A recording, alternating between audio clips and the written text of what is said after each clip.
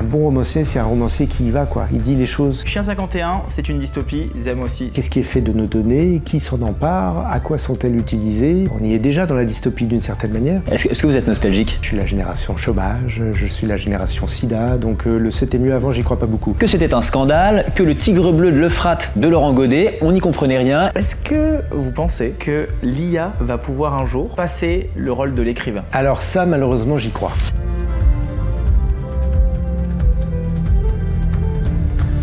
Bonjour à tous et bienvenue aujourd'hui dans notre rendez-vous au 19 où nous avons le plaisir de recevoir Laurent Godet pour ses deux derniers ouvrages chez Actes Sud. Celui qui est sorti l'année dernière, c'est Chien 51 que vous devez voir partout au cinéma en ce moment, et le deuxième qui s'appelle Zem, qui n'est ni plus ni moins que la suite de Chien 51.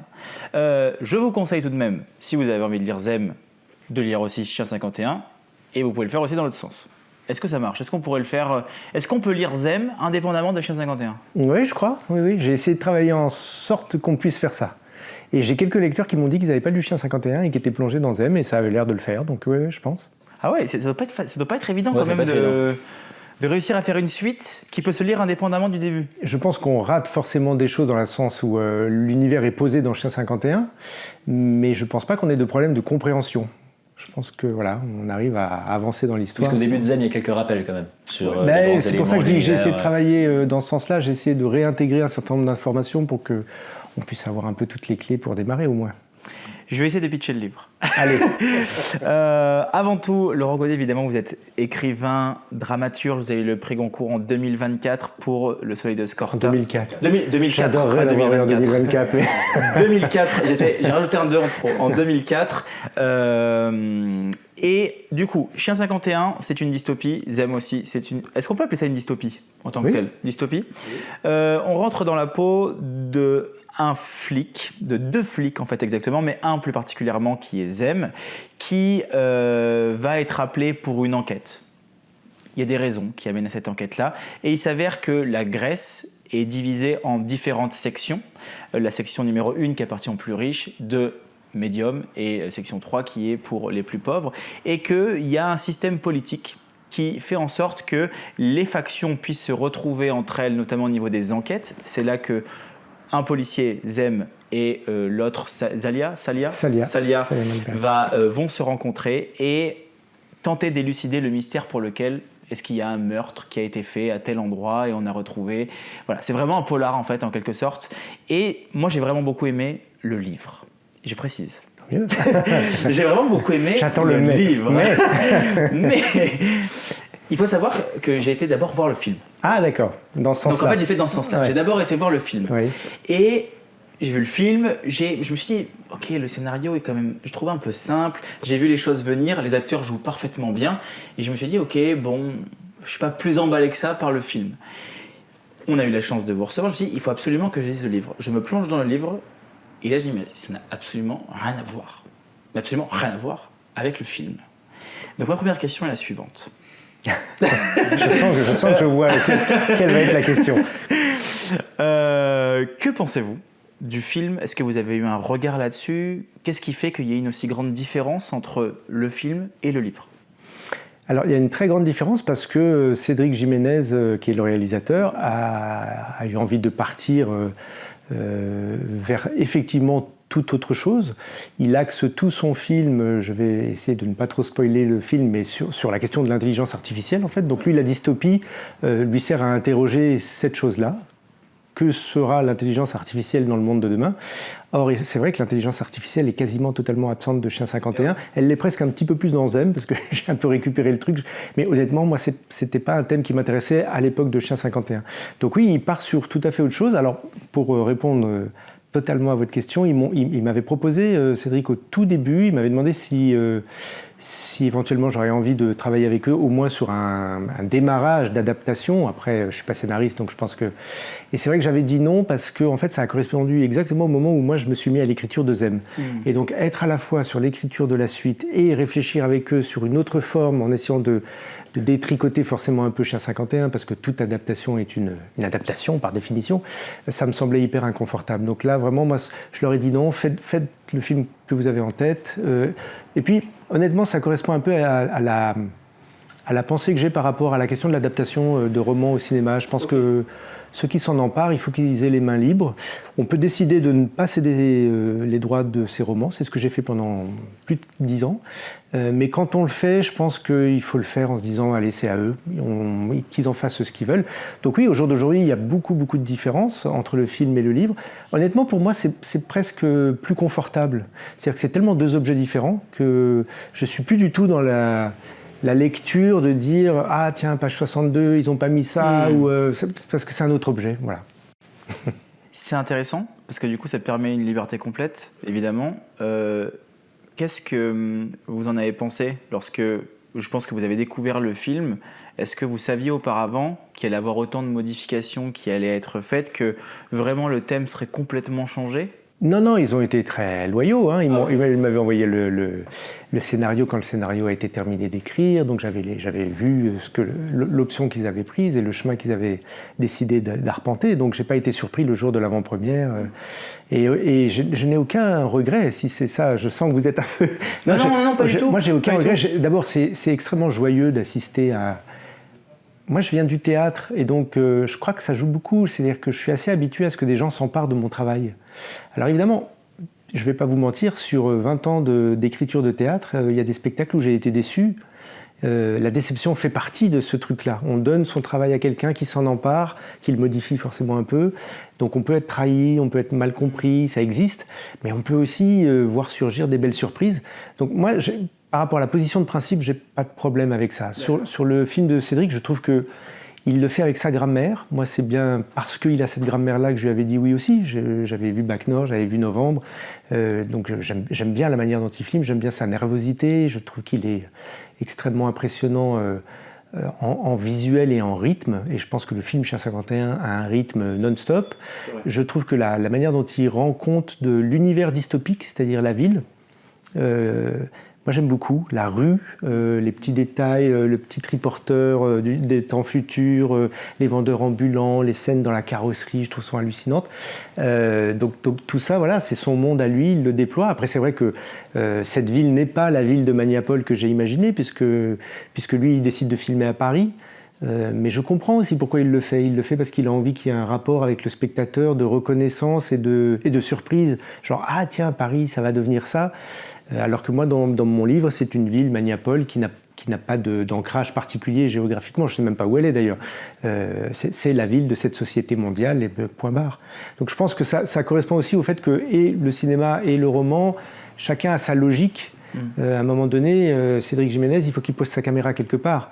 Ça peut être à Marseille, ça peut être à Paris, ou alors il fait tout en studio, mais c'est un geste peut-être... Je crois qu'il avait envie de ce jeu, en fait, de dire, regardez, c'est l'île de la Cité, c'est le Pont Neuf, mais avec des drones partout, et c'est justement ça qui fait un effet un peu d'étrangeté. Et au sujet de cet univers, qui est très... Moi, je n'ai pas vu le film. Pour le coup, j'ai fait l'autre expérience parce que je n'aime pas beaucoup regarder les films avant de lire un livre, parce que je trouve que le processus d'imagination, au sens premier du terme, c'est-à-dire de création d'images dans son cerveau, est très important au moment de lire. Et donc, j'avais envie d'avoir ma propre vision de ce que vous avez déployé.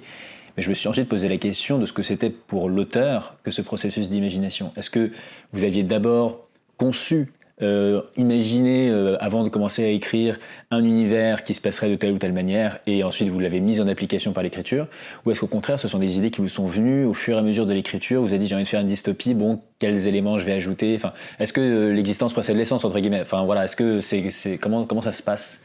Alors c'est un peu des deux, c'est pas une réponse très satisfaisante, mais il y a des choses qui sont posées d'emblée. Donc moi l'idée que cette ville-là allait être découpée en 3 zones, que c'était des zones qui recoupent une réalité sociale, qu'il y avait des checkpoints, que la mobilité est très entravée, qu'on ne passe pas d'une zone à l'autre comme on veut, qu'il faut avoir un pass.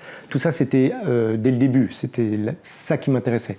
Après, c'est vrai qu'au fur et à mesure de j'ai commencé l'écriture, je pense notamment à Zem, je commence à poser des choses, à réfléchir à mon intrigue, à ce que deviennent les personnages, et puis je tombe sur un article dans Le Monde qui fait référence à un chasseur d'iceberg qui revient du Grand Nord avec un iceberg. Et j'ai trouvé ça hallucinant qu'aujourd'hui, il y a donc des chasseurs d'iceberg.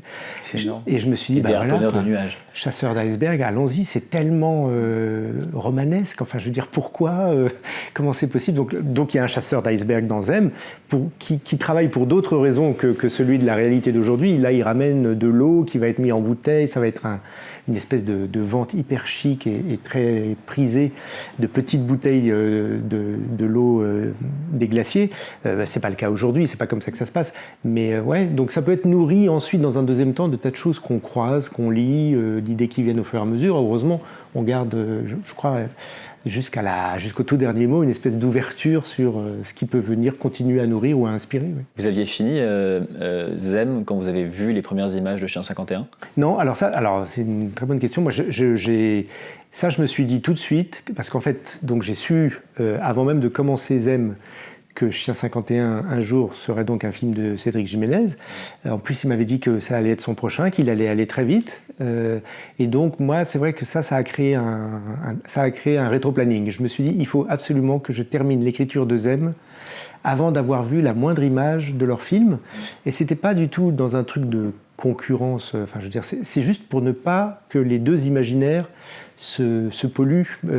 Je savais très bien que si je voyais des images des rushs de Chien 51, après, de retour à ma table, essayer d'oublier tout ça et d'imaginer quelle tête a pour moi la ville, comment sont les magasins, j'aurais forcément un peu emprunté à leur imaginaire à eux. Et je voulais que les deux choses restent le plus imperméables possible. La ville et les personnages d'ailleurs, parce que oui, Delcourt Coppolos, Gilles Lelouch, c'est quand même des acteurs connus. Mais rien que sur le casting. C'est un truc, dès qu'on a un nom, c'est difficile de faire abstraction du visage de cette personne par rapport. Moi, quand j'ai pensé à mon Zem Sparak, qui est le personnage principal de ce diptyque, j'ai jamais pensé à Gilles Lelouch, sans offense pour Gilles Lelouch, voilà, je suis très content que ce soit lui, mais c'est pas ce visage-là, c'est pas ce physique-là. Donc que lui s'en empare ensuite et qu'il en fasse quelque chose, c'est super, mais c'est vrai que j'avais envie de travailler avec une plus grande liberté d'imaginaire. Ouais. Au niveau du style d'écriture, là on est sur l'idée d'un polar. C'est encore, j'imagine, complètement différent que lorsqu'on écrit une autre littérature. Je pense au Soleil de Scorta, même Terrasse, qui là est plus c'est de la fiction non-fiction du récit. Est-ce que c'est votre premier polar? Oui. Chien 51, oui. Pardon, je parle des deux. Chien 51, oui. C'est la première fois que je vais dans ces terres-là. Ouais. Comment est-ce qu'on fait lorsqu'on rentre dans un univers qui nous est un petit peu étranger, de se dire ok, je vais me lancer là-dedans? Est-ce que les règles changent, les codes changent? Alors, moi j'aime bien. Ça me met effectivement en tension. On n'est pas dans sa zone de confort, comme on dit. Je ne sais pas faire ça, je ne l'ai jamais fait. Mais c'est vrai que je pense que ça se voit maintenant sur les livres qui existent déjà. À chaque fois, j'essaye d'être dans un truc qui apporte quand même un grand espace de nouveauté. Ça peut être géographique, ça peut être parce que c'est une période historique nouvelle, ou parce que là c'est plutôt la question du genre. Effectivement, le polar, j'ai jamais fait. Donc ouais, non, c'est ça qui m'attirait en fait, à dire vrai. Mais ça crée des difficultés. J'en ressors avec encore plus d'admiration, et je dis ça vraiment très sincèrement, pour les gens qui savent vraiment bien faire des histoires dans lesquelles il y a du suspense. Parce que ça a l'air de rien, mais c'est super compliqué. Vraiment. Et que ce soit des scénaristes, que ce soit dans une série, dans un film, dans un polar, quand on arrive à créer du suspense, franchement, faut être fort. Je le dis pour ceux et celles qui nous écoutent et qui nous regardent. Ça a l'air de rien, mais en fait, ce que j'ai découvert, c'est qu'il faut se raconter l'histoire deux fois. C'est-à-dire que moi, à un moment donné, j'étais perdu. Je me suis dit, bon, d'abord, il faut savoir ce qui s'est passé en temps réel. Donc, je me suis fait une chronologie avec tout ce qui se passe. Voilà. Si quelqu'un avait pu voir de haut tout ce qui s'est passé ce jour-là, qui a tué qui, comment ça s'est fait, il faut que moi, je puisse mettre le calendrier complet, enfin, le planning complet. Et puis après, une fois que ça s'est fait, de se dire, OK, maintenant, comment je le raconte, ce truc-là? Qu'est-ce que je choisis de mettre au début? Qu'est-ce que je vais mettre en ellipse le plus longtemps possible pour que le lecteur ou la lectrice ne comprenne pas que ça a un lien? Où est-ce que je m'arrête? Sur quoi je ralentis pour faire semblant que ce soit un élément hyper important alors qu'en fait non? Parce qu'il y a ça aussi dans le suspense que j'ai découvert, c'est que je crois que tout auteur vous dira qu'il essaye de mettre de l'attention dans son livre et de faire en sorte qu'on ait envie de tourner la page suivante. Moi, dans Le Soleil d'Escorta, j'ai essayé de ça aussi, essayer de faire qu'une histoire soit séduisante, qu'il y ait un truc attractif, qu'on ait envie d'en savoir plus. Ça c'est la base. Mais par contre, dans le suspense, il y a un truc supplémentaire, c'est ce jeu, essayer de piéger le lecteur. C'est-à-dire cette espèce de mise en place de fausses routes pour essayer de déjouer ensuite ses attentes. Ça, c'est quand même assez propre au polar. Et voilà, moi j'ai découvert ça et je ne sais pas si je le fais bien, mais ça m'a amusé. Ça m'a amusé de bien de le faire. Moi j'ai enchaîné les 2 d'affilée. Ouais, moi aussi, ouais. Et franchement, j'ai passé un excellent moment parce que du coup, on garde la même musicalité, le même rythme et la même idée, et mis de manière différente dans Zem parce qu'on découvre plus sur le personnage, on découvre des liens justement de ce personnage-là avec son passé. Il va revenir pas sur ses terres d'origine, mais presque. Enfin, il y a pas mal d'événements où ça rajoute de l'épaisseur. Encore par rapport à ce qu'on connaît de Chien 51, là ça en rajoute encore, et pour le coup l'intrigue marche parce qu'à chaque fois qu'on finit un chapitre on se dit ah tiens, qu'est-ce qui va se passer après, on a envie de savoir. Je pense que ça marche pas mal. D'ailleurs, en fait, vas-y. Non, mais en fait, ce que je me disais, ce qui est marrant, c'est que vous faites une dystopie et vous faites un polar. Et en fait, ce double genre de la dystopie qui est révélée par l'enquête policière est quelque chose d'assez présent en fait dans la dystopie. Ça se passe souvent sous le personnage principal, c'est souvent un flic. Moi, je pense j'ai vu la série Silo récemment sur Apple TV, qui est vachement bien. Pareil, au départ, ensuite on découvre un système totalitaire et voilà, mais au départ, c'est une enquête, c'est un meurtre. Et c'est souvent un meurtre ou autre est souvent un catalyseur du dévoilement des rouages d'une société qui va mal. Et comment est-ce que est-ce que vous inscrivez dans cette lignée-là et surtout, comment est-ce que, tout en reproduisant ce schéma-là, vous faites différent ? Alors, ouais, vous avez tout à fait raison, et je m'inscris effectivement là-dedans. Pour que les gens comprennent bien, effectivement, on aurait très bien pu se trouver avec Chien 51 et Zem, 2 livres, 2 enquêtes, et d'ailleurs c'est ce qui se passe. Dans chacun des 2 livres, il y a une enquête qui n'a rien à voir avec la précédente. Enfin, chaque livre est porté par une enquête. Mais ça aurait pu être juste ça, c'est-à-dire qu'il y a un corps et l'enjeu du livre, c'est de savoir qui a tué cette personne. On serait resté dans un polar un peu plus classique. C'est vrai que dans les 2 livres, au fond, l'enquête amène les 2 enquêteurs à interroger le monde qui les entoure, la construction de ce monde dystopique, comment marche ce système-là, cette ville de Maniapol, cette société de Goltex, comment c'est fait, et donc en fait à aller du côté, comme ce que vous disiez, aller du côté de la dystopie. Et moi c'est ça qui m'intéresse, c'est ce petit lien entre, on rentre par la porte du polar, mais au fond c'est pour interroger la totalité de l'univers proposé, cette espèce d'univers d'anticipation dans lequel moi j'essaie de dire des choses sur des risques possibles, parce qu'il est finalement pas non plus hyper éloigné du nôtre. Non, c'est un truc qu'on se dit, c'est carrément possible que ça puisse se produire plus tard. Je pense d'une autre façon complète de films qui ont été aussi des livres. Je pense à Hunger Games, je pense à Divergent, qui sont complètement différents, mais on retrouve cette idée de faction, de district, toujours avec des districts qui sont mis de côté avec les marginaux, ceux qui ont eu moins de chance que les autres, avec les injustices qui font que les plus pauvres sont là. Il y a aussi cette idée je me trompe peut-être, mais je retrouve à l'intérieur une idée de la colonisation. Je retrouve l'idée des gens qui étaient là, qui ont fini en section 3. C'est la section 3, ça c'est... La zone 3. La zone 3, pardon. La zone 3, alors que de base, c'était leur terre à eux. Non, alors c'est pas tout à fait ça, parce que dans Chien 51, en fait, Zem Sparak est un homme qui est né en Grèce.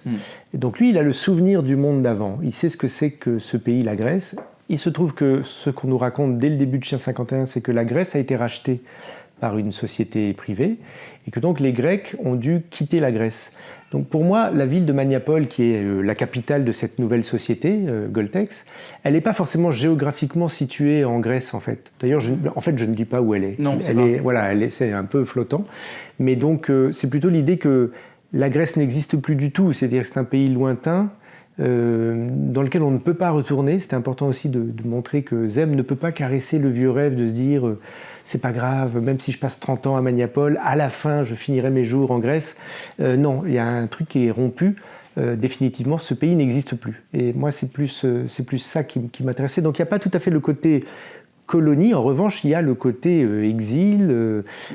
Et puis il y a plus dans Zem, je trouve, ce que vous dites sur le côté colon, parce que dans Zem, sans trop en dire, il est question d'exploitation des sols, d'exploitation des autres hommes, Et donc là, oui, là, Goltex arrive et dit ça c'est à moi et voilà ce que je vais faire. Et donc là, on est dans un rapport très fort de colonisation. Il y a un truc qui m'a fait réfléchir.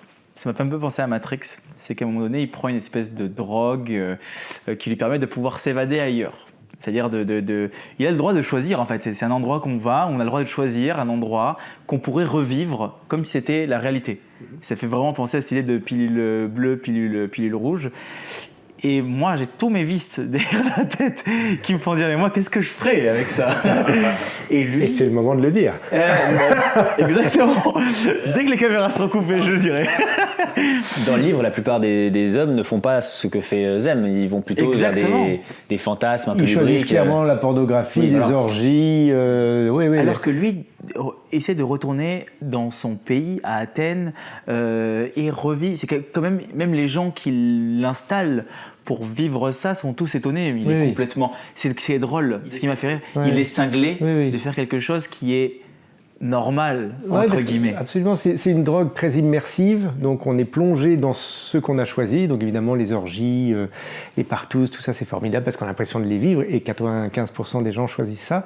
Et lui c'est vrai qu'il retourne même pas dans les rues d'Athènes telles qu'elles seraient, il se fait projeter des images d'archives en noir et blanc d'Athènes, donc c'est vraiment le comble de la mélancolie, c'est juste pour voir ce monde disparu et l'avoir encore sous les yeux, mais je pense que moi, j'avais vraiment l'image du fumeur d'opium, quoi. C'est-à-dire qu'il s'allonge, il tire sur sa pipe. Alors là, ça n'est plus une pipe, c'est une pilule, mais avec cette espèce de langueur, de mélancolie, de tristesse, d'une certaine manière. C'est des visions tristes, mais il a un rapport addictif avec, il ne peut pas s'en passer. C'est une espèce de dernier fantasme de connexion avec son point de départ d'avant l'exil, et qui porte en lui en fait. Et il y a un autre truc qu'il essaie de faire, c'est qu'il essaie de trouver des feuilles de vigne dans toute la ville de Maniapol. Moi j'adore les feuilles de vigne. Je ne sais pas si les gens savent ce que c'est, mais c'est des petits roulés de feuilles de vigne fourrés au riz. Et il se désespère parce qu'il en trouve de moins en moins. Il y a de moins en moins d'anciens Grecs qui savent les faire. Donc voilà, il a ces deux quêtes-là. Soit se droguer à l'okios avec les images d'archives, soit avoir un petit peu du goût de la Grèce en bouche, mais c'est de moins en moins satisfaisant. Il essaie de se rappeler ces paradis perdus comme ça. En fait, c'est un roman qui est très nostalgique. Oui. Les deux, d'ailleurs, sont très nostalgiques. Et on s'interroge même sur votre nostalgie à vous, puisque ce que vous décrivez, tous les éléments qui composent cette société existent déjà. L'intelligence artificielle, les drones, les dômes climatiques, les chasseurs d'icebergs. Et donc, c'est à se demander si, au fond, si vous deviez passer un message, c'est pas aussi un message de nostalgie, voire de retour à un truc, quelque chose de plus simple, le soleil, la mer. Enfin, oui. Est-ce que vous êtes nostalgique ? Alors, je suis de caractère très nostalgique, mais je ne crois pas l'être de discours et d'idéologie. Donc moi je dirais jamais c'était mieux avant, je dirais jamais oh là là retournons à...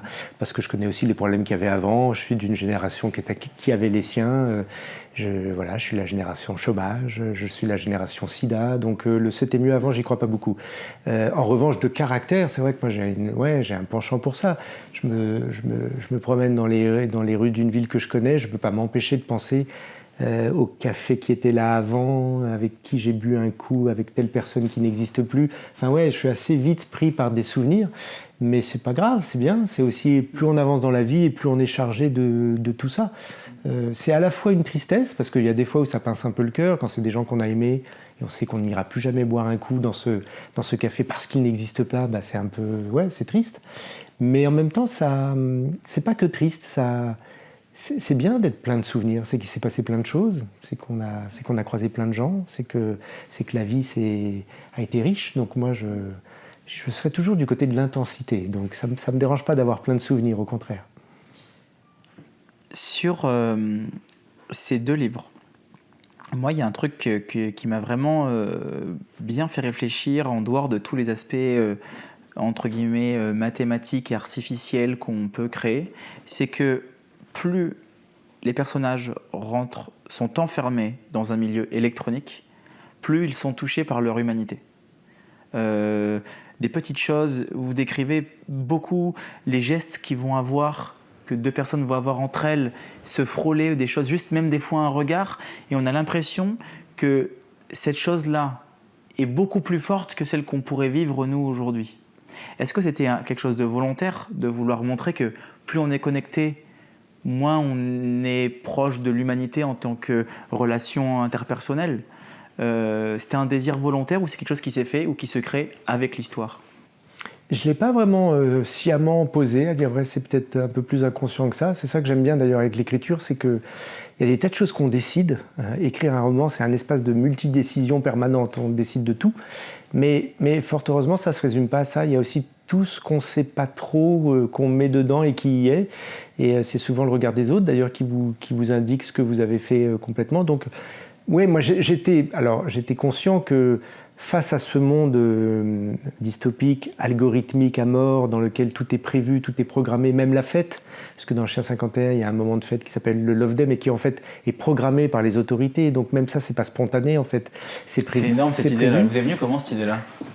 Je me suis dit que dans une société où on veut absolument prendre soin de tout, il y avait un moment où on allait se poser la question du sexe aussi, et qu'il fallait le prendre en charge. Donc ouais, c'est prévu, vous avez le droit de faire l'amour avec tout le monde pendant 24 heures, si les gens sont consentants, hein, c'est pas un moment de violence, c'est un moment de joyeuse bésaille. Et moi, ça me faisait marrer, honnêtement. Donc, c'est voilà. Une super bonne idée, je trouvais ça trop drôle. Vous voulez qu'on l'instaure, c'est ça? Pas aujourd'hui. Ça me rassurer, les amis. Mais c'est très consumériste, quoi. C'est une sorte de Black Friday de l'amour. Enfin, c'est le jour exactement où il faut ça. se précipiter. Et puis c'est avec une arrière-pensée, c'est-à-dire que si c'est organisé, c'est parce que ça fait du bien aux salariés, ça va les détendre et ensuite ils seront plus performants, ça va les satisfaire, il ne faut pas être frustré, c'est mauvais pour le corps, c'est mauvais pour la pensée. Donc derrière tout ça, c'est aussi fait pour la productivité d'une certaine manière.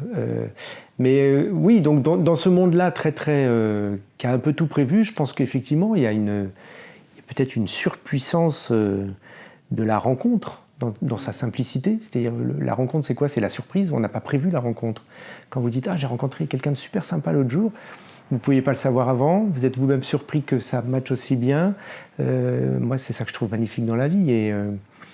Et donc, en fait, ma ville de Maniapol, c'est vraiment c'est l'anti-Nadja de Breton, quoi. C'est-à-dire que Breton, dans Nadja, il arrive à nous raconter une rencontre entre un homme et une femme dans les rues de Paris. Il l'a croisée sur le trottoir, elle l'a totalement arrêtée, il y a une vision, il y a un truc, et on est dans la poésie, tout de suite. Maniapol, elle a évacué la poésie, elle a évacué l'inattendu, et on est dans le tout prévu. Alors, il y a quand même une dictature. Oui. Mais c'est pas celle dont on pense. C'est pas la dictature politique en tant que telle, mais moi je l'ai pas ressenti comme ça, j'ai vraiment ressenti la dictature du numérique. C'est-à-dire qu'on sent qu'on est surveillé partout. C'est-à-dire qu'il y a des drones qui volent partout. Si on n'a pas de bracelet ou de check, on n'est pas reconnu, on est en dehors de la société. Il y a ceux qui sont rejetés, qu'on voit dans Zem beaucoup, ceux qui sont reniés. Là, il y a quand même une tentative de vouloir dénoncer aussi peut-être quelque chose. Est-ce que c'est un instinct ou une idée que vous avez en vous disant, voilà, l'électronique, si on l'utilise mal ou s'il n'est pas encadré, ça peut nous amener à vivre ça demain? Oui, clairement. Non. La question des données, je pense, nous amène à ça, à nous interroger quand même. Il est même très urgent de s'interroger à qu'est-ce qui est fait de nos données, qui s'en empare, à quoi sont-elles utilisées. La question de la surveillance est très préoccupante aussi. La surveillance, je ne parle pas forcément de la France, mais si on dézoome un peu dans le monde, enfin je veux dire, le crédit social en Chine, c'est hallucinant. Ouais. On y est déjà dans la dystopie d'une certaine manière. Et puis je pense que même pour revenir à nous, parce qu'il faut toujours, c'est jamais bien de dire chez les autres c'est comme ça, mais nous on est tranquille. Ouais, bien sûr. On a tous un téléphone portable dans la poche et on sait tout ce qu'on donne volontairement à ces petits objets et on sait que c'est une manière de paramétrer des tas de choses de nous-mêmes. Donc en fait la question de la surveillance, ce qui je trouve est très singulier dans notre époque, c'est qu'elle se joue aussi de manière intime pour chacun d'entre nous, sans violence en fait. C'est qu'est-ce qu'on est prêt à concéder au monde, et c'est toujours un équilibre entre le confort et voilà, parce que c'est pratique aussi. Ces petits engins sont très pratiques. S'ils n'étaient pas pratiques, il n'y aurait pas de débat. On se dirait, moi je ne vais pas donner mes données comme ça. Mais comme ils offrent du confort, comme ils offrent de la performance, comme ils offrent des tas de choses, du coup on est un peu tentés tous les uns les autres de céder. Et je crois qu'on est rentré dans une période de moi j'appelle ça la servitude heureuse et confortable. Et du coup, le débat, il est en chacun d'entre nous, quoi. La politique, c'est un peu invité dans nos cuisines, dans nos salles de séjour, devant nos ordinateurs. Qu'est-ce qu'on donne pas, comment on deal avec tout ça. Et moi, j'ai pas de recette ni de leçons à donner à personne, mais je pense qu'on est quand même dans une période où tout ça travaille fortement, quoi. Ouais, bien sûr. Et je voulais dire quelque chose, j'ai complètement oublié, sur lequel je voulais rebondir. Vas-y, Raph. Moi, j'ai des questions qui maintenant sortent un peu de ce sujet de la technocratie, ou de la technocratie du numérique, mais c'est surtout vous, en tant qu'écrivain. J'ai un peu regardé votre page Wikipédia parce que je fais mes devoirs. Et en fait, vous avez commencé par le théâtre avant de vous passer au roman. Mais ensuite, ce qui frappe, c'est la très grande diversité de vos écrits. C'est-à-dire que vous avez fait du théâtre, du roman, de la nouvelle, de la poésie. Vous avez écrit des articles, vous êtes parti en reportage dans énormément d'endroits du monde qui ne sont pas les endroits les plus faciles. Est-ce que vous êtes toujours le même écrivain ? Comment est-ce que vous diriez que vous êtes consubstantiellement un romancier qui fait d'autres choses ou un dramaturge qui fait d'autres choses ? Comment varie votre style en fonction de chaque manière de s'exprimer ? Comment est-ce que vous gérez toutes ces casquettes ? Je sais qu'elles sont hyper importantes pour moi. Je sais que j'ai envie de renoncer à aucune, encore aujourd'hui. Donc je vais encore essayer de faire un peu tout ça de front. Mais je serais bien incapable de les hiérarchiser.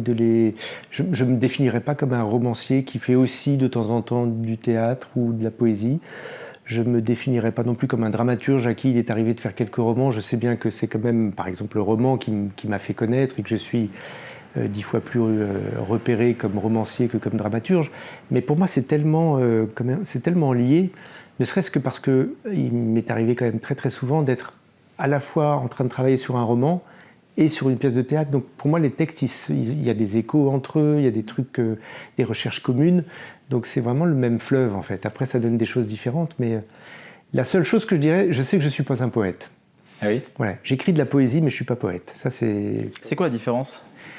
C'est peut-être un truc personnel, mais pour moi, le poète, c'est celui qui est que dans la poésie et qui donc a un rapport avec l'écriture qui n'est pas du côté de la narration, qui est du côté d'autre chose, de l'épiphanie, des visions, d'une sorte, une écriture qui n'est pas dans le récit, en fait. Et moi, même quand j'écris de la poésie, en fait, c'est souvent une poésie assez narrative. Je raconte un truc, d'ailleurs, c'est des poèmes longs qui font 10, 15 pages, parce qu'il me faut le temps de raconter une histoire, mine de rien, même si elle est assez courte. Il n'y a pas de rebondissement, il n'y a pas de personnage, mais ça raconte quand même quelque chose. Donc voilà. C'est intéressant que vous disiez que vous n'êtes pas un poète et que vous êtes plutôt du côté de la narration, parce que la première fois que j'ai entendu votre nom, Laurent Godet, j'avais 17 ans. Je pense que vous savez de quoi je vais vous parler. J'avais 17 ans, moi je passais le bac en terminale, mais cette année-là, on a eu des articles. Non, mais moi j'étais en terminale, mais on a eu des articles. Dans tous les sens, ça nous a fait beaucoup rire. Nous, les terminales qui avions eu l'année passée Victor Hugo très tranquillement, des petits premières qui se plaignaient sur Twitter et un peu partout et sur Facebook que c'était un scandale, que le tigre bleu de l'Euphrate de Laurent Godet, on n'y comprenait rien et que c'était inadmissible d'être tombé sur un texte aussi imbitable au bac français. C'est un bon résumé. Et qui est ce type des insultes que vous avez, et ensuite les parents qui en rajoutent une couche. Mais qui est ce Laurent Godet ? Il a à peine 45 ans. Moi, j'ai jamais lu. Pourquoi est-ce qu'on lui fait étudier lui et pas Victor Hugo ? C'est inadmissible. Et ce qui est donc pour préciser. C'est une pièce de théâtre, Le Tigre bleu de l'Euphrate, qui est une sorte de dernier discours d'Alexandre le Grand avant de mourir. Et donc il parle du tigre bleu de l'Euphrate. En Mésopotamie, il y a deux fleuves, le Tigre et l'Euphrate. Et donc les étudiants, les élèves, ne savaient pas si vous parliez d'un vrai tigre, d'un tigre métaphorique ou du fleuve. Vous, à cette époque-là, comment est-ce que vous avez réagi à cette polémique ? Et qu'est-ce que ça vous a fait en fait ? En fait, alors... ça m'a fait différentes choses au gré de la journée. Au réveil, parce que je me souviens très bien, du coup, ce matin-là, je me suis réveillé vraiment très très tard, enfin réveillé tard, démarré tard, allumé le téléphone tard. Et donc, dès que j'ai allumé mon téléphone portable, j'avais je ne sais pas combien 75 messages, de trucs bizarres, parce qu'il y avait déjà des gamins qui étaient sortis des épreuves, donc le truc était déjà... on savait que le tigre bleu était tombé au bac français cette année-là. Vous ne le saviez pas avant ? Non. Vous n'avez pas été prévenu ? Non. Dingue. Sinon, j'aurais prévenu tous les copains qui avaient des enfants. Mais ça doit faire super bizarre, parce que vous avez 45 ans à peu près. Ah bah oui, je suis tombé de ma chaise. De se dire, je suis un auteur du bac français. Oui, ça fait bizarre. Mais c'est marrant, en même temps. Honnêtement, c'est quand même... c'est assez... c'est super gratifiant, puis c'est un peu impressionnant. Donc ça m'a plutôt fait marrer. Et j'étais... j'ai appelé tout le monde. Ah, tu sais pas quoi, je suis au bac. Heureusement que je ne l'ai pas su quand j'écrivais le texte, sinon j'aurais eu le stylo qui tremble. Mais après, au fil de la journée, effectivement, il y a eu ce truc très bizarre de polémique qui est monté. Alors, moi, je ne parle pas de la polémique, franchement. Vous avez fait un court texte à l'époque pour expliquer. Mais enfin, chacun d'entre nous se souvient de cet âge-là, sortir d'une épreuve de bac en disant mais qui est ce con d'auteur que j'ai eu parce que j'ai rien compris, tout le monde l'a dit. Simplement là c'était sur Twitter alors qu'avant on se le disait entre nous, donc moi ça me pose aucun problème que les jeunes gens se soient un peu lâchés après 4 heures ou 6 heures d'épreuve, ça me semble bien normal. Le truc bizarre c'est cette espèce de polémique qui est montée en fait beaucoup à cause des journalistes qui ont repris l'idée que ce qui était fondamental dans l'extrait, c'est de savoir si le tigre était un fleuve ou un animal. Alors évidemment, comme vous l'avez dit, moi il y a ce jeu un peu poétique, je dis le tigre bleu de l'Euphrate, oui il y a 2 fleuves en Mésopotamie, mais dans le texte il y a un vrai tigre, c'est une vision qu'a Alexandre d'un tigre bleu qui traverse comme ça la campagne et qui est une image de son désir. Mais le plus hallucinant c'est qu'en fait, pour analyser le passage très précis du texte qui a été donné au bac cette année-là, il n'était pas du tout besoin de savoir tout ça. En fait, c'est sur la fin du texte. Et savoir si le tigre est vrai ou pas, c'était pas nécessaire. Donc c'est un espèce de truc qui est monté. Comme il y a eu des petits papiers qui ont commencé à dire « Ah, les étudiants et les élèves n'ont pas compris que le tigre et l'Euphrate, c'était un jeu de mots », tout le monde s'est mis en panique. Et effectivement, après, c'est devenu dingue, quoi. C'est-à-dire que moi, mon éditeur Actes Sud, il m'a dit « Écoute, là, il va falloir qu'on fasse un communiqué parce que les parents d'élèves nous appellent directement chez Actes Sud pour savoir et tout. » Donc c'est la démesure du truc qui était assez rigolote. Ouais. C'est fou quand même la réaction des parents qui vont jusqu'à... Ah ouais, c'est maman qui alors. Est-ce que Rémi a eu raison ou est-ce qu'il aura 2 enfin, c'est un truc bon. En plus, moi, je suis pas là pour corriger la copie à la place des profs. Donc, à un moment donné, il y avait une pression comme s'il fallait que je révèle moi le fin mot de l'histoire. Mais moi, il y a une licence poétique. Chaque élève fait comme il veut. Je vais pas corriger les copies. Je sais pas. Et puis, t'écris pas un texte pour ça, quoi. Mais non. Enfin, en plus, alors c'est très drôle parce que Nicolas Mathieu, lui, était au bac français l'année dernière. Et donc lui, il est sur Instagram et pour le coup, il aime bien publier les messages qu'il reçoit, les messages privés qu'il reçoit sur Instagram où des élèves lui demandent comment comprendre telle ou telle partie de son œuvre. Et lui, pour le coup, il répond. C'est-à-dire vraiment, et il fait cet acte didactique de publier en story, de publier pour partager ce qui est assez... moi, j'ai trouvé ça assez drôle, mais en même temps, ça interroge sur les frontières d'un coup entre le texte sacralisé et l'auteur qui est accessible en 2 clics, à qui on peut envoyer un message. Oui, et puis moi, je trouve aussi que je ne sais pas si les jeunes gens peuvent tout à fait l'entendre comme je vais le dire, mais une épreuve du bac, c'est un exercice. C'est pas la vérité sur le texte, c'est un exercice, c'est l'exercice du commentaire. Donc c'est des trucs qu'ils ont dû apprendre au cours de l'année, qui respectent certaines règles que je ne connais plus parce que je les ai oubliées. Donc c'est un truc très formel aussi. Donc je peux même pas venir... oui, je pourrais dire ce que moi j'ai mis dans le tigre bleu de l'Euphrate, ça bien sûr. Je peux vous raconter pourquoi est-ce qu'il y a ce tigre bleu, qu'est-ce que j'avais l'intention d'écrire. Mais de là à dire si cette copie va être mieux que celle-là, moi j'en sais rien. Ça dépend de comment ils ont utilisé ce qu'ils ont appris au cours de l'année. Donc oui. Non. Est-ce que vous pensez que c'est le mal, du coup, pour conclure cette parenthèse, c'est le mal nécessaire d'un écrivain ou peut-être d'un grand écrivain à un moment ou un autre de ne pas être compris? Non mais là ça va, calmons-nous. Non mais c'est pas non plus. C'est une question plus large. J'ai pas été. C'est une question plus large. Mais non, je veux dire. D'abord grand écrivain, je sais pas, on verra. Et je ne considérerais pas comme incompris. Ou d'accepter que l'interprétation que le public fait de son œuvre n'est pas forcément celle qu'on avait mise au moment de l'écriture. Ah ça oui. Mais ça on fait l'expérience de ça hyper tôt. C'est assez déstabilisant, mais en même temps c'est assez marrant. C'est-à-dire que même quand c'est bienveillant, moi il y a des gens qui viennent me parler du Soleil d'Escorta. Par exemple, je dis ça parce que c'est un peu le livre dont j'entends le plus parler d'une certaine manière, et tant mieux, je suis très content, mais je sens au bout d'un moment qu'ils n'y mettent pas ce que moi j'y mettais.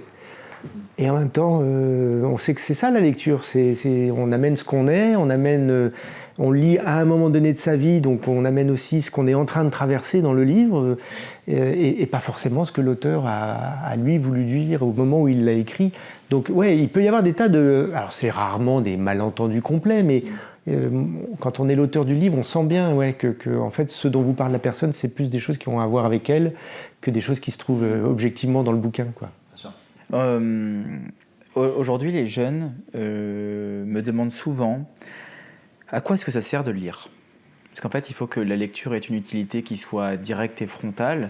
Est-ce que vous seriez capable d'y répondre à cette question ? Pour vous, ça sert à quoi de le lire ? Vous avez 1 heure devant vous, là ? Combien ils avaient de temps au bac ? 4 heures. Okay. Mais t'as 3 heures à te gratter la tête sur ton brouillon. Donc, Non, mais je vais essayer de te répondre. Mais c'est pour moi plein de choses. C'est pour ça que je dis, est-ce qu'on a 1 heure tous les 3 là ? Parce que je pense que moi, ça me sert à ralentir. C'est-à-dire dans la course d'une journée, Lire, c'est à un moment donné s'extraire un petit peu de la course permanente. Décider de se poser sur une chaise, un bureau, un canapé dans son lit et dire pendant une demi-heure, il ne faut pas me parler parce que je lis, c'est faire abstraction du monde qui vous entoure. Et franchement, ça fait du bien. Il n'y a pas beaucoup d'endroits où on est dans le silence, où on est dans autre chose. Première chose. Deuxième chose, moi je pense que j'assume complètement le côté voyage. Ça peut paraître un peu divertissement et des fois ça n'a pas la cote, mais moi j'aime bien, là je parle en tant que lecteur, c'est partir aussi. Vous voyez, lire, c'est partir. Partir en voyage dans des époques différentes, dans des pays différents, avec des gens différents, apprendre des choses. Moi je crois qu'on apprend quand on lit, on apprend plein de trucs. Et puis, la plus belle chose, peut-être la troisième et dernière, qui est à mon avis la plus belle, c'est que quand vous ouvrez un roman, vous êtes face à une âme, j'ai pas d'autre mot, qui vous parle sans politesse sociale, sans artifice, sans masque. Un bon romancier, c'est un romancier qui y va, quoi. Il dit les choses, il dit ce qu'il pense de l'humanité, ce qu'il pense de la vie, ce qu'il pense de l'amour. Il y va. Dans combien d'autres endroits dans nos vies on peut avoir ça ? Des fois, quand on a de la chance, pendant une nuit super amoureuse où on se dit tout, ou en amitié, des fois il y a des moments comme ça où on dit ouais, qu'est-ce que tu penses de ça, et on sent qu'il y a une espèce de franchise qui ne fait appel à plus aucun code social. Mais honnêtement, soyons francs, c'est quand même très rare ces moments-là. Et je pense que dans la littérature, on retrouve ça, c'est-à-dire que je vais donner des noms illustres, même des gens morts. Quand vous ouvrez un bouquin de Dostoïevski, c'est Dostoïevski qui vous parle. Et il vous parle avec ce qu'il a engrangé de son savoir de l'humanité. Et il ne vous cache rien, il vous le dit en toute sincérité. Cette espèce de face-à-face-là, je le trouve bouleversant, parce qu'en fait, c'est un dialogue d'âme à âme sur ce qu'on est tous, sur nos petitesses, sur nos hontes, sur nos bassesses, mais aussi sur nos désirs d'héroïsme, sur nos grandeurs. On trouve tout ça dans un bouquin. Donc, foncez. Mais c'est intéressant parce que la littérature, c'est le lieu de la vérité. Et peut-être pas forcément de la sincérité, dans le sens où c'est le lieu de la fiction, c'est le lieu du mensonge, c'est le lieu de l'imagination, et même Dostoïevski, il met en scène plusieurs discours sur, on prend les frères Karamazov, Ivan Alyosha, ils n'ont pas les mêmes positions sur la vie, et alors on sait ce que Dostoïevski pensait plus ou moins, mais ce que je veux dire par là, c'est que, est-ce que c'est pas plutôt un exercice de vérité par le biais détourné de la fiction, qu'un exercice de pure franchise et de pure sincérité ? Oui, alors vous avez raison, c'est pas forcément directement, tous les livres ne sont pas de cette facture-là. Et moi je suis le premier à revendiquer le fait que dans un roman, ce qui se joue avant tout, je pense à Terrasse, c'est la pluralité. C'est qu'effectivement il y a plein de personnages, chacun a son point de vue, et que le plaisir de l'auteur c'est d'essayer d'être derrière chacun d'entre eux. Mais quand même vous allez avoir une interrogation, ne serait-ce qu'en faisant tourner un thème qui n'est pas du même ordre, qui est moins entravé par des soucis sociaux. Je veux dire, quand Shakespeare écrit Richard III, il y va, quoi. Ça ne veut pas dire que Shakespeare pense qu'il aimerait être cet horrible monstre qu'est Richard III, qui a tué tout le monde autour de lui pour avoir le pouvoir. Il ne fait pas la promotion de Richard III. Mais quand il écrit le monologue de Richard III, je pense qu'il est avec Richard III pour rentrer dans sa logique, pour être le plus juste possible. Et c'est ça qui est beau, c'est que du coup, le personnage a du charme. Si Shakespeare avait écrit Richard III en brandissant le personnage du bout des doigts, en disant « regardez comme il est dégoûtant, regardez comme il est sale et monstrueux », la pièce, elle ne marcherait pas. On se dirait tous « ouais, c'est très répulsif, ce type est mauvais ». Non, il faut qu'il y soit allé à fond avec son Richard III, qu'il y ait cru, qu'il lui ait donné la parole, qu'il lui ait donné une chance de s'exprimer pour que la pièce devienne vertigineuse. Donc je pense que, en fait, c'est peut-être pas tant la question de la vérité que la question de la justesse. Il faut être juste. Il faut être juste avec ses personnages, il faut être juste dans l'ambiance. Sachant que je pense qu'on peut faire de la fiction et être complètement sincère dans sa fiction. Enfin, je veux dire, on peut raconter une histoire qui n'est pas vraie, mais être entièrement sincère lorsqu'on la raconte. Oui. Et dans ce sens, parler beaucoup de soi à travers quelqu'un qui n'est pas soi, enfin, à travers son personnage ou autre. J'imagine que vous avez des influences, on parlait juste avant de Dostoïevski, qui vous ont peut-être poussé à l'écriture, qui vous ont poussé à la création artistique. Ma première question, pourquoi est-ce que vous écrivez ? Je crois que j'écris parce que j'arrive pas à me satisfaire de cette triste réalité, c'est qu'on n'a qu'une vie. Donc écrire, c'est c'est un fantasme, parce que ça ne change rien, au fond, j'en aurais qu'une, hein, comme vous, comme chacun d'entre nous tous, mais écrire donne cette impression qu'on peut vivre plus de vie que simplement la sienne, qu'on est dans d'une plus grande intensité d'existence aussi, parce que ça va toujours à l'os, et je crois que ça, j'aime beaucoup, ouais. C'est Fernando Pessoa qui disait que si la littérature existe, c'est parce que la littérature est la preuve que la vie ne suffit pas. Bah oui. Et c'est Emmanuel Carrère qui a donné un titre à un de ses livres qui pourrait s'appliquer à tous les livres de littérature qui est D'autres vies que la mienne. Oui. Mais je dirais la même chose en tant que lecteur. Pourquoi est-ce qu'on lit ? Au fond, c'est pour avoir 1000 vies aussi. Ouais. Et concrètement, à quel âge, à quel moment, comment est-ce que vous êtes mis à écrire ? Est-ce que vous avez toujours écrit ? Moi, j'ai caressé cette idée-là, je crois, assez tôt, mais je n'ai pas écrit très tôt. Parce que, en fait, je vais tout vous dire, pendant longtemps, j'ai été très, très empêché par des gros problèmes d'orthographe, moi. Et au collège, au lycée. Alors, ça ne m'a pas empêché de faire des études de lettres longues et qui se sont bien passées. Mais par contre, je pense que ça a inscrit dans un petit coin de ma tête que on ne pouvait pas décemment être si nul en orthographe et prétendre à l'écriture. Il m'a fallu un petit peu de temps pour me rendre compte que c'est deux choses différentes. Je ne fais pas la promo des fautes d'orthographe parce que je suis le premier à les voir chez les autres et ça m'énerve. Et puis je pense que dans la société, faire des fautes est un marqueur de quelque chose qui vous dessert plus qu'autre chose. Donc il faut essayer d'en faire le moins possible. Mais par contre, je le dis, je pense que ça n'a rien à voir avec l'écriture de fiction. Je pense que les questions qui sont à l'œuvre quand on écrit un roman ou de la poésie ou du théâtre, c'est des questions de syntaxe, c'est des questions de rythme, de souffle. C'est pas de savoir s'il y a 2 L ou 2 P à développer. Ça... Musicalité aussi peut-être ? Ouais, le tempo, la musique, comment ça sonne, comment ça s'enchaîne, essayer de créer une dynamique, un souffle, quelque chose qui monte. Ça n'a rien à voir avec la grammaire et l'orthographe. Donc, moi, il m'a fallu un petit peu de temps pour dissocier ces deux choses et me dire, au fond, même si tu as cette espèce de petit handicap qui fait que, bon, c'est très ennuyeux, mais c'est comme ça, tu peux quand même essayer de voir si tu arrives à écrire. Et donc, pour répondre plus concrètement, je pense que j'ai écrit mes premiers textes après le bac, vers 19-20 ans, qui étaient des pièces de théâtre. Et puis j'ai su très, très, très tôt, par contre, que c'était super important pour moi. Je ne savais pas encore quelle place j'allais pouvoir faire à l'écriture dans ma vie, si ça allait rester un truc que je ferais le dimanche quand j'ai un peu de temps ou le soir tard après un vrai boulot.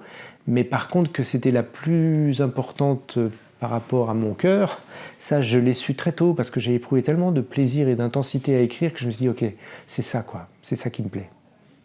Ouais, c'est assez dingue comment tous sont vraiment des chemins qui sont complètement différents au niveau de l'écriture. Il y a beaucoup d'écrivains qui étaient dyslexiques aussi. Mm-hmm. Je crois qu'Agatha Christie, si je ne me trompe pas, elle avait des problèmes à ce niveau-là. Mais moi j'ai même une théorie, c'est que je pense que d'avoir un petit empêchement, que ce soit la dyslexie ou les problèmes orthographiques, je me demande si c'est même pas en fait une des raisons pour lesquelles on va vers ça. C'est-à-dire que du coup on n'a pas de rapport calme et apaisé avec la langue. Il y a comme un petit combat ou une petite vigilance ou une sorte de risque. Et moi, je crois que j'écris encore aujourd'hui avec cette espèce de relation un peu... Je ne pense pas qu'elle puisse se sentir quand on lit, hein, parce que c'est un truc qui se joue quand on écrit, quand on se relit, quand on se corrige. Mais je sais que je suis en tension quand j'écris. C'est pas acquis, c'est pas simple, c'est pas évident. Il y a un truc qui résiste. Et je pense que la dyslexie, ça doit aussi créer ça, je pense. Puis c'est quelque part rassurant de savoir qu'on peut être pas très bon en orthographe au lycée et finir au programme du bac français. Oui, c'est vrai. Ça, c'est beau. Et faire des polémiques, en fait. Si on m'avait dit ça. N'oublions pas que tout ça dans une dystopie, les amis. Oui. Qu'est-ce qui se passe dans une dystopie ? Avec un Y. Ça, c'est difficile, hein. Ouais, d'ailleurs, commentez dystopie pour être sûr que vous savez l'écrire. Ou le mettez-vous le Y, parce qu'il y en a deux. Hein. Est-ce que vous pensez que l'IA va pouvoir un jour passer le rôle de l'écrivain, c'est-à-dire faire de la vraie production littéraire. Peut-être que demain, l'IA sera capable de pouvoir produire des œuvres de Camus sans que Camus soit présent. Est-ce que vous croyez qu'on aura toujours besoin des écrivains ou que l'IA pourra totalement nous remplacer ? Alors, que dire ? Sachant que dans Zen, il y a un passage avec un hologramme de chanteuse qui est décédée et qui est reproduite dans le même style, en écrivant de nouvelles chansons, mais dans le même style que la chanteuse. Alors ça, malheureusement, j'y crois. Je pense que dans quelques temps, et potentiellement assez vite, je pense que ça se mesure en années, peut-être en dizaines d'années, mais pas en siècles, effectivement, l'intelligence artificielle sera capable de créer une nouvelle chanson de Michael Jackson ou écrire un nouveau roman d'Albert Camus, parce qu'elle fonctionne comme ça, en fait, pour l'instant. C'est-à-dire qu'elle fonctionne en se nourrissant de ce qui existe déjà, en le parcourant complètement, en l'intégrant, et donc, potentiellement, elle pourra le décliner. Et sur la musique, on est déjà là-dedans, créer des voix ou des sons en rapport avec des choses qui existaient dans le passé. Je pense qu'il y aura des films dans lesquels joueront Alain Delon et Robert Redford jeunes. C'est tout à fait possible, c'est très envisageable de s'imaginer qu'il y a un film avec Delon à 20 ans. Parce qu'on aura tellement mémorisé tous ces films et tous ces mouvements devant une caméra qu'on pourra reproduire un rôle entier de mouvements inventés. Ça, j'y crois. En revanche, je ne crois pas du tout que pour autant ça tuera le fait d'avoir des hommes et des femmes qui se disent à un moment donné, moi je vais créer quelque chose. Ça, c'est irremplaçable. Et ça, l'intelligence artificielle ne saura jamais le faire au même endroit. Ça nous obligera, je dis nous, ça nous obligera peut-être nous à nous déplacer un peu. Peut-être que dans 10-15 ans, l'écriture sera obligée d'aller un petit peu du côté de la performance, parce qu'il faudra que ça se passe là, en ce moment, devant une assemblée de personnes, en live, avec une espèce de truc de transe pour balancer du texte comme il vous vient. C'est-à-dire toute chose que la machine ne pourrait pas faire ou ferait moins bien. Mais si on croit en l'écriture en général, ou au geste artistique d'ailleurs, quel que soit le geste, la musique, c'est que l'humanité a besoin à un moment donné d'exprimer, de sublimer, et ça, elle l'aura toujours. Donc, c'est pas parce que la machine pourra le faire que les hommes et les femmes ne le feront plus. Ils en éprouveront toujours la même nécessité. Si vous voulez, pour répondre autrement, je pense que l'intelligence artificielle va sûrement prendre en charge une partie de l'industrie du divertissement, ça c'est sûr, mais la part la plus artistique, je veux dire, il y aura toujours des poètes, moi j'y crois. Et il y aura toujours du théâtre d'ailleurs, parce que ça c'est sûr que ce sera jamais remplacé par l'IA. Il y aura peut-être même plus de théâtre qu'avant, c'est-à-dire que la performance physique de gens qui sont devant vous en chair et en os et qui balancent quelque chose d'eux-mêmes avec intensité pendant 1h30, ça aura peut-être une valeur hallucinante, parce que justement ça sera tout ce que l'IA n'est pas. C'est un retour à la Grèce. Et voilà. Vous avez été influencé par des auteurs ? J'ai été influencé par 1000 auteurs. Ouais, bien sûr. J'aimerais en savoir au moins 3. Là, ça y est, je suis curieux, j'ai envie d'en savoir au moins 3. Déjà, moi, j'ai juste mais si vous pouviez lire un nouveau livre, admettons que vous avez lu toute l'œuvre d'un auteur, un dernier livre créé par l'IA, mais exactement dans le style d'un auteur, quel qu'il soit, un dernier Camus par exemple, ou un dernier Proust, peu importe, lequel ce serait ? Quel auteur ? Non, si je pouvais lire un dernier livre de quelqu'un, mais qui soit quand même écrit par cette personne, je dirais... La question, c'est l'IA. Non, l'IA, non. Non, parce qu'au cœur de la lecture, il y a quand même un pacte, justement, de sincérité. Si moi, on me dit que c'est une machine qui a écrit tout ça, ça ne m'intéresse plus. Je veux que ce soit le bonhomme ou celle qui a écrit. Ça recrée parfaitement l'atmosphère. Ouais, mais c'est pas pareil. Ouais, c'est pas pareil. J'ai l'impression d'être piégé, quoi. J'ai l'impression qu'on me donne de la... Non, je vais dire une bêtise, oui. Avant d'avoir la réponse. Pour justement illustrer ça pour les gens qui nous écoutent, Clément Rosset fait une espèce de théologie négative du camembert et il dit, c'est très drôle, il prend un camembert et il explique qu'avec les mots on ne peut pas définir une singularité. Il prend un camembert, il prend un autre qui est exactement de la même marque, avec exactement la même chose mais qui est un autre camembert et il dit, qu'est-ce qui fait que ce camembert-là que nous avons devant les yeux n'est pas celui-là ? L'autre, alors qu'il correspond à toutes les caractéristiques exactes, il a tout, absolument tout, mais ce n'est pas la même chose. Pourquoi ? Et je pense que c'est exactement ce qu'on a là, c'est-à-dire que même si on prend toutes les caractéristiques d'un auteur de Camus, d'autres, qu'on le met dans l'IA, qu'on a tout, c'est quand même pas lui. Pourtant on a tout, et pourtant c'est quand même pas lui. Et je pense que c'est de ça dont vous parlez, de cette singularité-là. Avec l'écriture, c'est très mystérieux de savoir où ça se loge, ce que tu dis. Moi, il m'est arrivé dans ma vie d'être jury du premier tour du conservatoire de théâtre, conservatoire national. Et c'est dingue de voir que sur une même scène, vous voyez 7 candidats passer, c'est le même texte, à la virgule près. Ils ont tous appris le même texte. C'est 7 fois différent. C'est parfois très intense, parfois un peu flottant et mauvais, parfois ça manque de rythme, parfois c'est juste à pleurer de beauté. Qu'est-ce qui fait cette différence-là alors que c'est les mêmes mots, qu'ils ont le même temps de passage, que c'est 2 minutes et pas plus? C'est ce qu'ils sont, c'est leur intensité, c'est leur intériorité, c'est ce qui se passe Voilà, c'est l'intention en fait. Et c'est très visible au théâtre, l'intention. Dans un texte écrit, c'est plus difficile à nommer, mais je suis d'accord avec toi, je pense que ça existe. En fait, on peut donner toutes les caractéristiques de la phrase de Marguerite Duras. Il y a un truc propre qui fait que c'est pas pareil. Ouais, qui fait que voilà. J'ai regardé la conférence que tu m'as envoyée, qui est la plus belle chose que j'ai pas vue depuis. De Wajdi Mouawad. Ouais, que j'ai pas vue depuis quelques années. La leçon inaugurale de Wajdi Mouawad au Collège de France. Ah ouais, il dit l'ombre en soi qui écrit. Exactement. Absolument sublime. Ça me fait penser un peu à la même chose. Cette chose-là qui. Mais fait surtout que... pour avec cette question de l'IA, il y a un truc quand même qui peut aussi nous sauver du remplacement, c'est que l'IA fonctionne pour l'instant avec du savoir, et uniquement du savoir, 100% de savoir. C'est parce qu'elle sait, qu'elle a engrangé, qu'elle a parcouru l'œuvre complète de Dostoïevski ou de Wajdi Mouawad, qu'elle peut reproduire ces textes-là. Mais nous, c'est pas comme ça qu'on écrit. Nous, on écrit avec ce qu'on sait, mais on écrit aussi avec notre inconscient. On écrit avec nos fantasmes, on écrit avec tout ce qui est un peu plus flou. Donc un texte littéraire, il est chargé de ça aussi, et notamment beaucoup de l'inconscient en fait. Donc quand l'IA aura un inconscient, on commencera à s'inquiéter beaucoup, parce que là, on sera sur des zones similaires. Mais tant que c'est que du conscient, moi je crois que non, il n'y a pas de remplacement immédiat. En fait, il faudra s'inquiéter le jour où les machines se suicideront, quoi. Ou rêveront, voilà. Ouais. Ou en rêveront.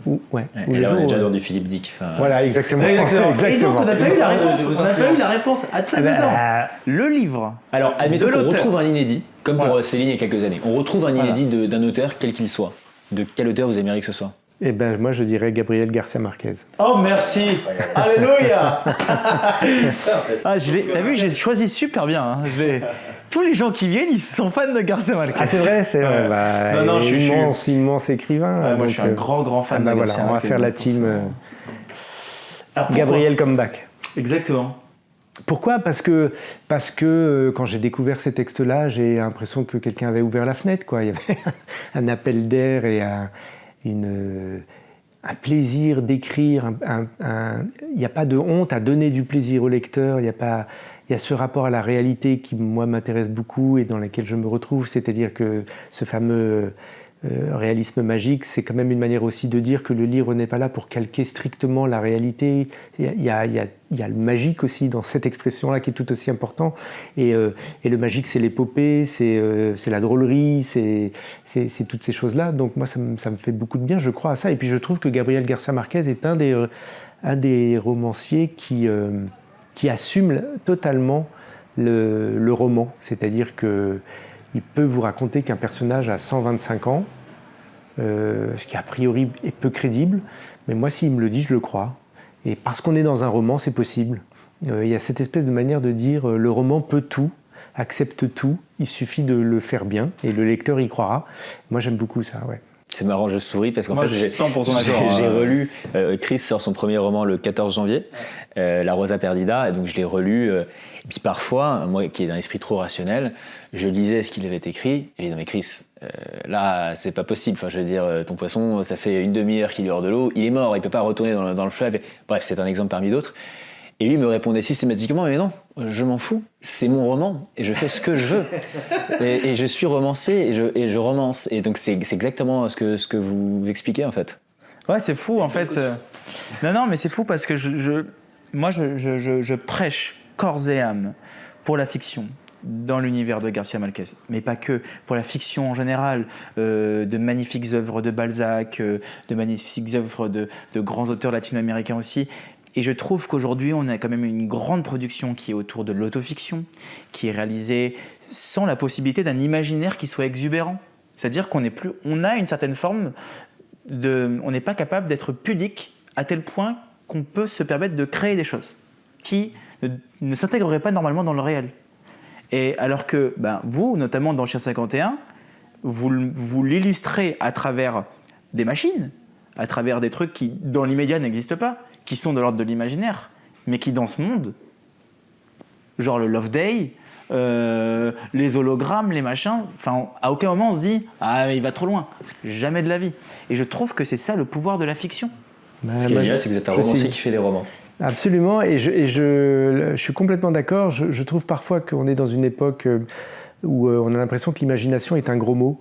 Moi, j'écris des romans aussi pour les écrire avec l'imagination. C'est pas le seul levier que j'ai, mais le plaisir de l'imagination, pour moi, ça compte vachement. Quand j'ai écrit La mort du roi de Sangor, mon deuxième roman, c'était clairement convoquer de l'imagination à tout moment. Dans Chien 51, c'est finalement un peu pareil.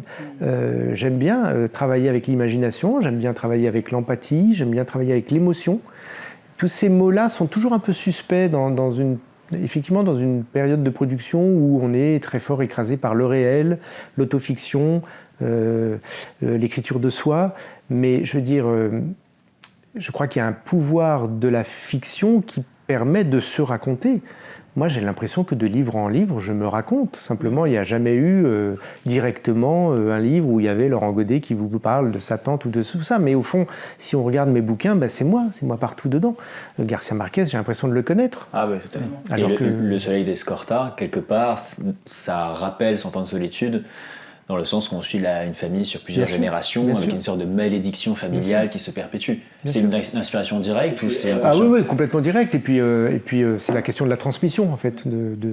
En plus, je pense qu'il y a beaucoup de choses communes entre l'Amérique du Sud et le sud de l'Italie, ne serait-ce que cette question des noms.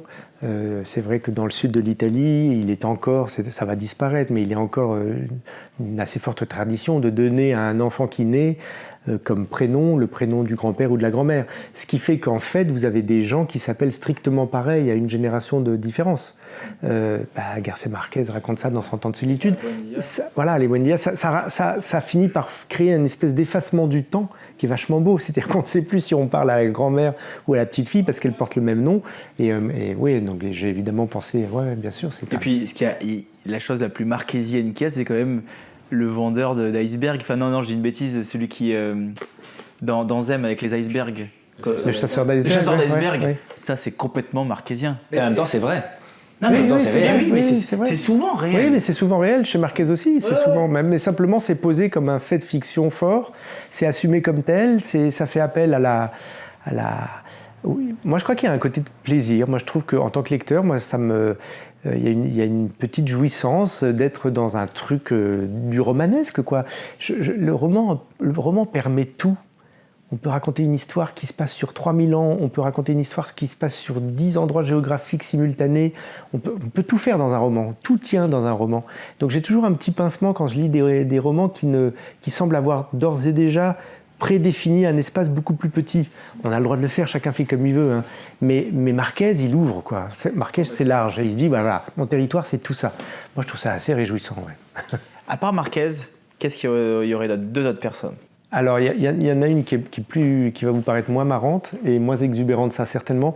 Mais si je suis honnête avec moi-même, je dois dire Racine quand même. Ok. Parce que je m'en suis pas rendu compte tout de suite, mais maintenant que j'ai plus de 50 balais, je crois vraiment qu'il y a quelque chose. C'est passé par la découverte de Racine, c'est passé par l'école, hein, collège, lycée, voilà, comme tout le monde. C'est là que je l'ai découvert, c'est là qu'on étudie ces textes. Et en fait, avec le temps qui passe, je me dis que ça a déposé plein de choses en moi. Ça a déposé le fait que la langue, c'est d'abord une musique, parce que comme chez Racine, il y a ce rapport à l'alexandrin, on l'apprend comme ça, on le découpe comme ça, les 12 pieds, les mystiches, la césure, tous ces trucs barbares. En fait, c'est juste du vocabulaire de musique, en fait, pour vous dire qu'il y a un tempo, il y a une rythmique qu'il faut respecter. Et puis c'était quand même aussi, mine de rien, on ne me l'a pas dit comme ça, mais c'est une manière de dire qu'un texte de théâtre fait et écrit pour la scène peut quand même se lire comme un texte de littérature. Et au fond, moi, je l'ai intégré, ça. C'est-à-dire que je crois beaucoup qu'il faut lire du théâtre. Les textes de théâtre sont aussi des textes de littérature. Bien sûr, ils sont faits pour être joués, bien sûr. Et ils sont bancals tant qu'ils ne sont pas joués. Mais en même temps, on peut aussi les découper et les analyser comme un poème, en fait. Et ce qu'on fait à l'école sans aucun problème. À l'école, vous avez un prof qui vous dit aujourd'hui, on va faire du Racine et demain, on fera du Baudelaire. Ça ne choque personne. Prenez un auteur contemporain vivant de théâtre, c'est moins évident. On se dit, ah ouais, mais bon, il écrit pour le théâtre, alors qu'en fait, il a écrit avec le même, la même acuité, le même souci. Donc que les textes de théâtre soient des petits morceaux de littérature, c'est vrai que moi, c'est sûrement avec Racine que cette chose-là s'est instaurée. Et puis c'est magnifique, quoi. C'est juste magnifique. Chez Racine, c'est particulièrement marqué, ce travail de la langue. Enfin, c'est quand même sans doute la plus belle, je vais me faire des ennemis, mais la plus belle plume du théâtre français de toujours. C'est assez dingue, et ça se prête peut-être plus à la lecture à la maison que du théâtre contemporain, genre du Beckett, etc., ou même du Molière, parce que pour la comédie, il faut de la mise en scène, pour l'effet comique, il faut l'acteur en face, en chair et en os. Racine, j'ai trouvé que parfois, dans certaines représentations, il y avait presque... C'était parfois un peu pompeux, un peu chiant, je peux le dire, surtout quand on est au collège et qu'on va au théâtre avec l'école. Alors que dans la pureté, dans l'essence du texte, je retrouvais plus de beauté que lorsqu'il était interprété. Et donc je trouve que Racine s'adapte mieux à la lecture que d'autres auteurs. Mais c'est une confluence quand même, je pense c'est une confluence d'écriture qui est... Alors, elle est théâtrale parce qu'elle est faite pour le théâtre, mais franchement, elle est poétique. C'est-à-dire que ça s'analyse, ça se lit, ça se sent comme un poème, ne serait-ce que parce que l'alexandrin est commun d'ailleurs aux deux genres à cette époque-là, bien souvent. Donc, moi, Racine est super important. Et le troisième, si vous m'autorisez, évidemment, pour dire exactement le contraire de ce que je viens de dire, mais ça, c'est toujours satisfaisant. Moi, j'ai eu une belle découverte avec Blaise Cendrars quand j'avais une vingtaine d'années. Un peu plus jeune, 16-17 ans sûrement, et notamment La prose du Transsibérien, son long poème, parce que, à l'inverse de ce que je dis sur Racine, ça m'a fait du bien à un moment donné de découvrir qu'on pouvait aussi écrire de la poésie sans faire des sonnets, sans être dans l'alexandrin, avec des vers libres, en introduisant parfois des petits dialogues dedans, en étant dans du narratif, parce qu'il nous raconte un truc, un voyage, comme ça. Et donc, Cendrars, ça m'a... Et puis c'est un texte que j'ai toujours jamais très loin de moi, c'est un texte que je relis. C'est un texte qui, pour moi, porte une espèce d'appétit et de rage de jeunesse que j'adore. Ça me fait du bien de le relire. J'ai l'impression que c'est une voix qu'il faut pas perdre. La voix de Cendrars dans la prose du Transsibérien, c'est la voix du désir d'ailleurs, le désir de voyage, le désir d'y aller, le désir de faire un bras d'honneur à tout le monde, et on y va quand même, et j'adore ça, et c'est super précieux. Donc voilà, relire Cendrars souvent, c'est aussi une manière d'essayer de reconnecter sûrement à l'appétit d'écriture que j'avais quand j'avais 20 ans. Eh bien, merci infiniment pour cet excellent moment qu'on a passé tous ensemble, en tout cas pour ma part. Je vous invite tous, évidemment, à vous procurer les deux derniers livres de Laurent Godet, Chien 51 et Zem aux éditions d'Actes Sud. Vous pouvez lire Zem en premier et après Chien 51, ou alors Chien 51 et après Zem, peu importe le sens que vous désirez. C'est un peu comme Proust. Il faut quand même mieux lire Chien 51 que... Il faut quand même mieux lire Chien 51 que Zem. Voilà. Mais allez-y quand même. Et pour terminer l'interview, j'aime bien poser toujours cette question-là. 3 livres qu'il faudrait lire au moins une fois dans sa vie. Que les lecteurs, là, à la fin de cette interview, se diraient « Ok, je vais acheter les livres de Laurent Godet, mais je vais aussi acheter ceux que me conseille Laurent Godet. » Alors, je dirais Dans la solitude des champs de coton de Bernard-Marie Cottès, qui est une petite pièce de théâtre magnifique, avec une langue à couper le souffle. Je dirais 10h30 du soir en été de Marguerite Duras, parce que quand même, Marguerite Duras, c'est indépassable.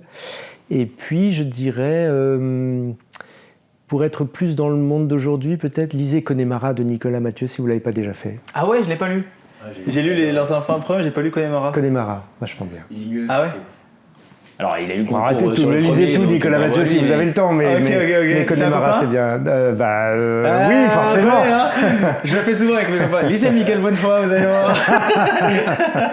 Vous avez ceci en commun, vous avez eu le Goncourt très tôt, tous les deux. Lui, son deuxième roman vraiment connu, vous à 30 ans, 31 ans 32, ouais. 32. Bon, merci beaucoup. À très bientôt. N'oubliez pas de commenter, de nous dire ce que vous en avez pensé et évidemment de partager cette vidéo un maximum. Ciao, ciao.